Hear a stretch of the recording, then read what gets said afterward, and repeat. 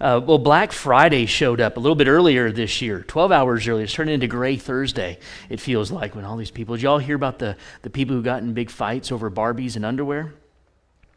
It's true, everyone's shaking their head. Can't believe that happened. I can, because you think about what takes place. These dear souls stay outside for who knows how long. They camp in a parking lot, sleeping on concrete or sitting in a chair, and then they have sleep-deprived, food-deprived. They are allowed into the store for that one item. Why aren't there more fights? Because when you have no sleep and someone takes your Barbie, you're going to hit somebody. And so they get in these big old brawls over Barbies and underwear, and I kind of wonder, well, yeah, maybe they should roll out chairs or beds out front, and then people will be a lot more joyful when they go in. But the hurry and flurry of Christmas is now moved into Thursday, and we start thinking, wow, what happened to the silent night? Oh come, peaceful kind of experience with Christmas. And when this week we were in Dallas, I was reading over the Christmas story, just trying to do it with fresh eyes. It's kind of hard to do. You're trying to think, okay, let me just kind of see this through a different lens. And as I was doing that, I began to realize that there was nothing peaceful about Christmas. They didn't even call it Christmas, okay? There's nothing peaceful about that time of the year when we first see it in the Gospel of Luke. And if you have your Bibles there, we'll look into Luke. But nothing was very peaceful then. In fact, it seems like it was a very stressful period. And when I read the story again, I started thinking about all the human elements and then wondered, where in the world did the idea of peace come from? Because this was not peaceful. Let me kind of summarize the story, and you tell me how stressed you would be. First of all, we have angels showing up and scaring the life out of people. I would love to see an angel. No, you wouldn't. Okay, they're scary. Most of the time when people saw an angel, they freaked out, they fell on their faces, and the angel said, don't worship me. But seeing an angel was very startling. The news that the angel brought caused unique experiences and altered the courses of lives all over the place. Nobody was the same after this angel left. Of one of those guys was Zacharias. We'll look at him in a minute. After he saw the angel, couldn't talk for 9 months, and all the women said, amen, okay? Could not talk for 9 months. There's a man who was stressed. And then the other angel, or Gabriel, showed up and talked to Mary and told her she is going to conceive and have a child that could result in her death. That sounds like a stress-free experience, right? You're going to have a baby, and it's going to be of God, and yes, you're going to tell everybody that. And by the way, you could be stoned when you do tell people that. And so I would have asked, can you give me a tablet or something that I can show people that this was definitely from the angel, maybe a signature? Mary leaves town, and she is going to go visit Zacharias, who is, for the first time in his life, sleeping or living with a pregnant wife. That's a little bit stressful. She's older, and now he's got a pregnant wife there, and he can say nothing about it. Zacharias is now going to have 2 pregnant women inside of his house, and both of them are having mysterious movements in their womb when they see each other. Mary's father and mother are startled and lost when Mary returns from her time with Elizabeth because she's pregnant. Can you imagine the stress that caused around the dinner table that afternoon when she showed up? Not to mention Joseph, he's going to have an ulcer over this whole ordeal. He is betrothed to be married, which is as good as being married, and his engaged wife shows up, and she's pregnant. And now he's got to worry about, am I going to put her away silently, or am I going to have her stoned publicly? And as you know, he decides, after he has yet an angel experience, I'm sure that was stressful, the angel tells him, hey, don't put her away, you go ahead and take her as your wife. And so he says yes to the chagrin of many who are wanting to see her stoned, because that's kind of the culture that we even live in today. We want to see the wicked, that we perceive to be wicked, suffer. And so they're disappointed. They think Joseph is an unrighteous man. And when he decides to do what the angel says, and by the way, Caesar Augustus wants to take a head count so he can raise taxes on everybody. Does this sound like a fun time of the year yet? And so everybody has to go on a road trip. This would include Mary and Joseph. They have to leave their hometown. It's about 80 miles away from Bethlehem. And while great with child, has to spend 4 days on the road going down to Bethlehem.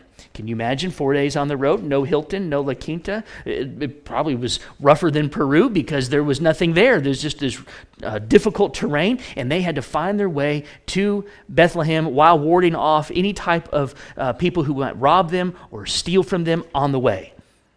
and she's great with child. And so he arrives inside of Bethlehem, and this is going to be great. Going to arrive inside of Bethlehem. He'll bump into family there because they're all related in Bethlehem. That's his hometown. And he gets there at night. And so Joseph gets to run through the town, knocking on everybody's door at nighttime, waking everybody up, looking for a place to stay. And there's no reason. And there's an obvious reason why everyone says, go away, I'm full, I got nothing here, you woke me up, leave. So he keeps going and knocking on the door. And oh, by the way, Mary is great with child, and she's going into labor. And so they find the best thing, and that is a stable. Woohoo, here you are bringing in the Messiah, and you have to go find a stable and lay him in there. And so Mary and Joseph go to the stable, and she delivers the baby Jesus with her, for the first time ever, she's delivering a child. And yes, her OBGYN is her husband, and he gets to help. And that's, by the way, his first time he's ever delivered a child as well. Does this all sound peaceful to you? I read this story and went, this has got to be the most stressed out group of people on the planet. This is not like, oh come, this peaceful experience. These people are probably pulling out their hair of just all the things that have taken place. And of course, she has this newborn baby. She's got swaddling cloths, and she wraps him in those. She has nothing left. And where does she put him? There's no furniture except one piece of furniture in the stable, and that is a feeding trough. And she puts him in there because there's nothing else. It's not like she could choose from the lazy boy, the crib, the couch. It is wood, hay, and stubble all the way through there, and she's going to set him inside of that. And here he is, and they sit back, looking for the manual. The thing I thought about the other night would be funny. The angel dropped off, and here's a book, How to Raise the Messiah. And the subtitle is, If You Fail, All Mankind Will Hate You. And so here he is. This is the promised one. The Old Testament has spoken of this one, and there they were. And they're sitting inside the manger, exhausted. Can you imagine? And then shepherds show up. We call them shepherds. They called them perfect strangers. Here they come. They're all there. And hey, we saw angels too. And we would like to see the baby. And of course, as any mother knows, that baby just went to sleep.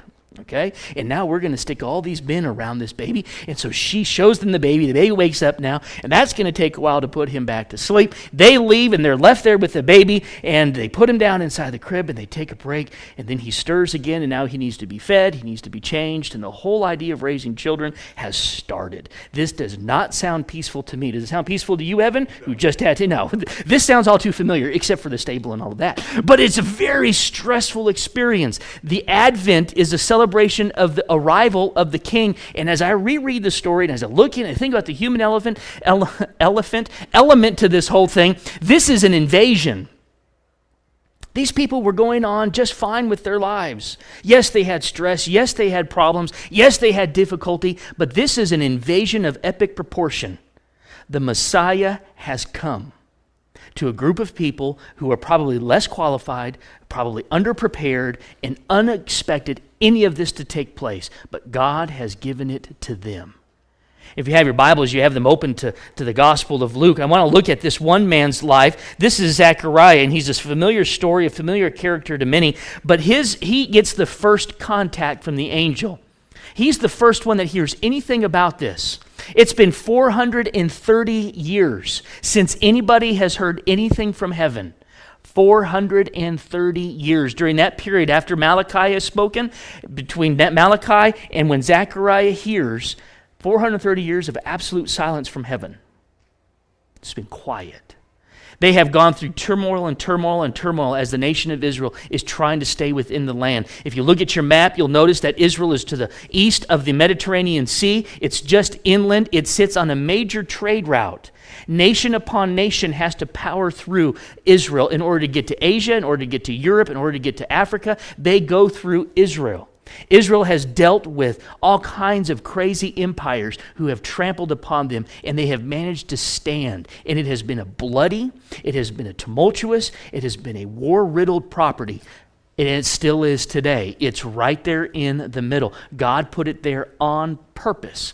Everybody has to deal with the nation of Israel. Today they do, and in the ancient world they did as well. And so here is this country that's been there for 430 years waiting for their Messiah who's going to deliver them from all of these terrible nations who keep coming in and trying to destroy them. And Israel continues to remain. So they're kind of like hanging on by fingernails. And it is at this time that Zechariah has the opportunity to do something that he only gets to do once in a lifetime. He has been praying for a child his whole life. And if you look over in verse 5 in that section, in the days of Herod, the king of Judah, there was a priest named Zacharias, the division of Abijah. And he had a wife and the daughters of Aaron, and her name was Elizabeth. Verse 6, they were both righteous in the sight of God, walking blamelessly in all the commandments and requirements of the Lord. If you read that, you stop there and think, oh, hey, good. That means everything has gone well for them, right? Because they're righteous, which all that means is they've done everything that they could do to walk with God. It doesn't mean they're perfect. It just means that they have walked blamelessly. They have followed the law and done everything that they're supposed to do according to the law. And we all know if you walk with the Lord, if you trust in the Lord, that everything goes perfectly, right? It doesn't. It doesn't. In fact, it's going to require more faith and more dependence and more prayer. And for their whole married life, they've been praying for what every young couple in the first century world prayed for. Even to this day, they pray for, Lord, bless us with a child. They've been praying for that. Lord, give us a child. And they don't have one. The bomb blows up in verse 7. You look at it, it says, but they had no children. Later on, it'll say that, or Elizabeth will say that the Lord has removed her disgrace. She has felt disgraced because of this. They have no children. They've never had children. And they're older now. Zachariah will say that in just a little while. They have no children, and you probably get to a point in your married life where you realize we don't have children, and we're probably not going to have children. And it seems like they've kind of gotten comfortable with that. That's all they're at. And it says there at the end of verse 7, and they were both advanced in years. And now it happened that while he was performing the priestly service before God in the appointed order of his division, according to the custom of the priestly office, he was chosen by lot to enter the temple of the Lord and burn incense. This is a rare event. Chosen by lot. That means they would put together sticks and they would pull out the stick. If you got the short stick or the long stick, then you get to go into the temple and burn incense. Now, I don't know how they did that. Maybe they went like this. You've seen that in some churches, burning incense. And this is the first time he gets to go into the altar, into the innermost parts of the temple, and he is going to do this once in a lifetime. He has served the Lord in the hill country as a priest there, and this is the first time he gets to go to the temple. They're going to put the priestly garments on him, and he's going to walk into this very, very sacred, very holy space. Sometimes they would tie a chain around you, or a rope around your foot, because if you did it wrong, you could be struck dead. And so they'd want to have some way to get you out. At least they prepared. And so they had a rope around his foot, and if he were to do it wrong and he fell dead, they would at least be able to get him out of there. So no pressure. And so they put him, and he gets his garments on, he gets everything together, and he's going to walk in there in verse 11. As he's going to do this, he's already feeling pressure. Verse 10, rather than the whole multitude of people were in prayer outside at the hour of the incense offering.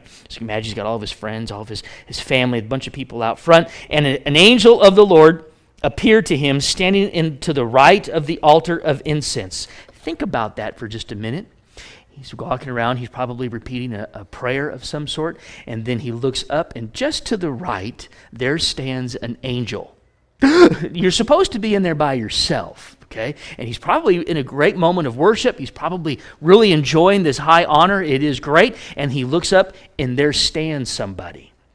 That would blow your socks off, knock your robe off. I mean, it was like, wow, there is somebody there. And of course, the angel is going to say what they always say. And the angel said to him, do not be afraid. They always start that way. Do not be afraid, Zacharias, for your petition has been heard, and your wife Elizabeth will bear you a son, and you will give him the name John. Think about it for a little while. They're advanced in years. The Lord has heard your prayer, but has delayed in answering that prayer for quite some time. The Lord has heard your prayer. Your wife Elizabeth is going to conceive, and you're going to have a son. And there Zacharias is listening. I think this is when he stopped listening. I think this is all he heard, is he's looking at the angel. The angel says, don't be afraid. You're going to have a son. That's a reason enough to be afraid. We're going to have a son, and I'm already old.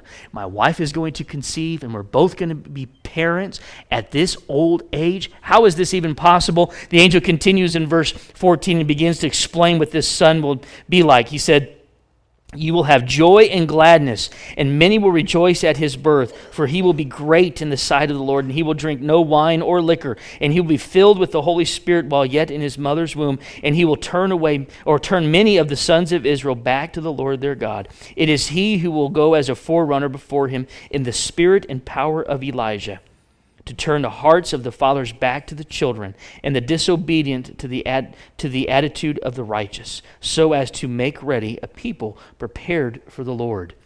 And if you remember what we talked about last week in Malachi, he's quoting Malachi. He'll turn the hearts of the people back to the Lord. He's quoting the Old Testament, saying this is all going to take place. And there Zacharias stood, shocked. This was just going to be him going in there and burning incense. Okay? They're all outside praying, and he's listening to an angel talk. His entire life trajectory has changed completely. Nothing has been left undone. He has been invaded.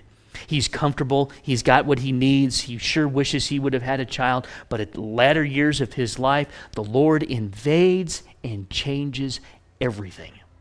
Don't you love it when you get your itinerary together? Think of our team that just got from Peru, or you get your Thanksgiving plans together, you get your life, and this is kind of how I want it, and then something happens, and everything completely, unalterably changes no matter what. You can't go back. It's changed. And here Zacharias goes into the temple thinking this is going to be just an ordinary special day, and he comes out the father of a boy named John. And so when you think about him and his experience, what his life is like, and you get to verse 18, I don't blame him. He says it quite simply. He says, how will I know for certain? For I'm an old man, and my wife, he doesn't say it as bluntly, is advanced in years. That's the nice way of saying your wife is old. My wife is advanced in years. I'm old, and she's advanced in years. This is not a statement of inquisitiveness of how God is going to do that, which is how Mary asked. This is a statement of doubt. How can this be? I'm old, my wife is old. This can't happen. And I can imagine Gabriel as he hears this, because I think at this point he goes off script. Okay, because he goes down there, God has told him, you take this message to Zacharias. He's going to be in an easy spot to find. He's going to be in the temple. I've arranged it to where he's going to be in there. He got chosen by Lot. I put him inside of there on the altar. You just show up by the altar and tell him the news, and we'll go from there. And Zacharias says, no, that can't happen. We're both old. And I think at this point, Gabriel has to stand up and get big. You know how you kind of get big? I've been up here at the church at night, and I'll hear a sound, and I'll go walking through the church to see what the sound was.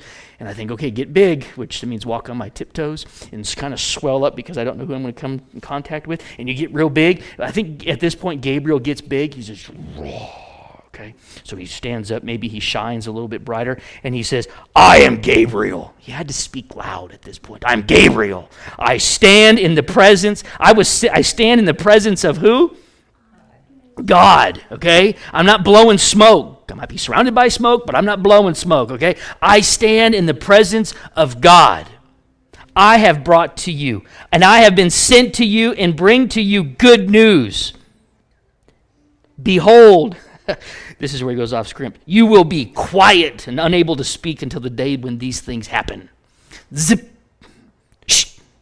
That unfaith is what has caused so many problems, because you don't think God can do whatever God wants to do. You are speaking in unfaith. And when you look at the history of the Old Testament, from Genesis all the way up to this point, the core problem of the Old Testament saints is simply this: they failed to believe what God can do. And if you were to look back in your life, some of the major problems, I bet, stem from a simple refusal to believe. And you hear that term thrown around a lot today. Oh, believe. I see it on Target commercials. I see it Walmart commercials. I see it in signs. Believe. And I hear these things athletes say, you just have to believe. You just have to believe. And I always wonder, what are they believing in? What exactly are they believing in? And the answer is nothing. Just believe. This mysterious concept of just believe. It's not nothing. It's putting your faith in the object of God himself, that God can do anything. I'm going to believe. Not that I can do it, not that some mysterious force can work, but God is able to do things. And when you look at the history of the Old Testament, they failed when they stopped believing. And Gabriel, who's watched the whole Old Testament take place, looks down at Zacharias and says, enough of that attitude. All we need for you to do is walk outside of this temple and start spreading unfaith. That's all we need. Zip. No more talking from you. That's it. And he loses his voice. He cannot speak. I am Gabriel. I stand in the presence of God. I've been sent here to speak to you and tell you these good things, and you don't believe me. You won't be able to speak until these things take place because you did not believe my words, which will be fulfilled in their proper time, about 9 months from now. You will not speak. People were waiting outside, verse 21, for Zechariah, and they were wondering at his delay in the temple. Wondering if maybe they need to pull the rope. Maybe he's fallen over. Maybe he's not going to make it. But when he came out, he was unable to speak to them, and they realized that he had seen a vision in the temple. And he kept making signs to them and remained mute. When the days of his priestly service were ended, he went back home. After these days, Elizabeth, his wife, became pregnant. And she kept herself in seclusion for 5 months, saying, this is the way the Lord has dealt with me in the days when he looked with favor upon me, to take away my disgrace among men. She glorifies God. She praises God. This is God has done this to me. Zacharias stands there and went, and Elizabeth said, thank you. Thank you. Thank you. Zacharias is quiet. Elizabeth is able to speak and glorify God in this. And as I look at this invasion, because this is really what it is, it's an invasion. We call it Advent. All that means is the arrival of somebody special. And when you look at how God has rearranged their lives, the place that he chose, this nation of Israel, located where it is, this group of people, these two who have served faithfully, who have loved faithfully, who have been committed to God, he invades their lives when they thought that perhaps God was done with them. This was the last hurrah. Zacharias is going to go and burn incense, and this was it. This was his sign off. God says, not quite. I'm going to give you something that you'll never, ever recover from. I'm going to rearrange your whole life. I'm going to invade your comfort zone and make it something special. And he still likes to do that today. We like to resist him. God says, I want to invade your comfort zone and rearrange your life. No, I don't really believe you should do that, Lord. I think you should stay over there. God says, no, let me invade. And I do wonder how many of us would be mute if Gabriel had his way with us, because we refuse to let God rearrange. If we refuse to let God have his way within inside of our hearts. We know God is leading. We say, oh, God, no, I'm gonna do something else. I don't really want to do that. God says, no, do this. Believe me. Believe. Just believe. Not some abstract thought or some abstract concept of what you can do. What God can do when he leads you. Zacharias cannot speak because of his unfaith, his unbelief. This first contact that Gabriel had with humans did not go very well. He bumped into unfaith. He bumped into a man who wouldn't believe. I imagined him flexing his angelic muscles or wings and speaking in a loud tone to say, this is what's going to happen. But I think this is where most of us would fail as well. We would have a hard time believing that God would work. We ask God to work. We plead for him to act. We seek him, but when he leads, we step back and say, nah, that can't be right. I've asked God to give me an opportunity to break out of a rut at work, and there it is. Nah, I think I'll just stay right here. I've asked God to bring in a relationship. I've asked God to lead me in a direction, and here he is doing all of those things. Nah, I've decided I don't want to do that anymore. God opens the door, and we close it because we don't want to believe that God is working, and God is able to answer our prayers and give us exactly what we need. We do it often. Zacharias just happened to have his recorded. God invades our comfort zone and we say, no, that's okay. I'll stay right here. Maybe we should follow God's leading. And so when you look at this story, this invasion of Zacharias' heart and his life, maybe we need to ask ourselves, God, where are you invading in my life? Where are you leading me and I'm refusing to go? Would I be mute? God, where are you asking me to go and to do? What are you leading me to? And are you responding? So maybe the application from this passage is simply, let's not be like Zacharias. Let's let God invade, and let's let God have his way. Whatever that might look like for you. Follow his lead. Remain faithful in the face of unanswered prayer. Remain faithful where God has you. But when he answers that prayer, you need to be the first one out of the gate and says, I'm in. I'm going to do it. Next month, we're going to be having sign-ups for ministry teams. It's when we re-sign for another period of time to serve in the church. And maybe that's the time of the year you say, I'm going to step out. We talked about this last week. I'm not going to go to another Bible study. Lord, I'm going to lead the next Bible study. I'm going to step out in faith. I'm going to serve in this capacity. Maybe it's 2015. You're going to step out of your comfort zone and take on a new job. It might be for less money, but it's an easier life. I'm going to follow the Lord's lead in my life, and I'm going to step into that space. God, invade my heart, change my plans, lead me, and I will follow. I don't want to be guilty of unfaith. Zacharias was, and the end of his story is great. If you can imagine, Elizabeth is going to give birth. She gives birth to a son. He hasn't spoken in 9 months, and she says, his name will be John. His name will be John.